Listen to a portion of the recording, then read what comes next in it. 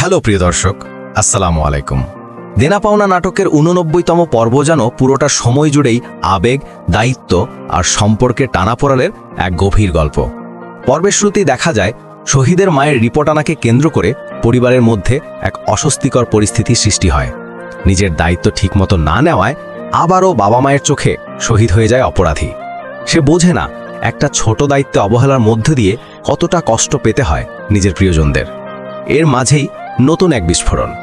শহীদের শাশুড়ি হঠাৎ হাজির হয়ে যায় তার বাসায়, আর এলেই যেন গল্পে একের পর এক মোড় ঘোরানো ঘটনা।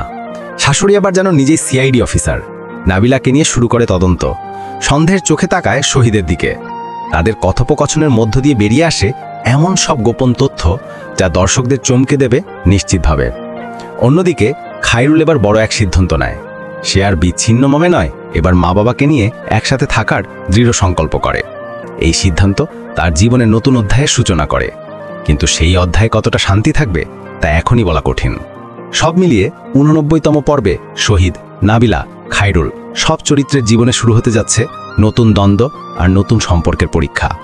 আবেগ, টেনশন আর পারিবারিক ভালোবাসার দোলাচালে ভরপুর এই পর্বটি এক মুহূর্তের জন্য দর্শকদের চোখ সরাতে দেবে না।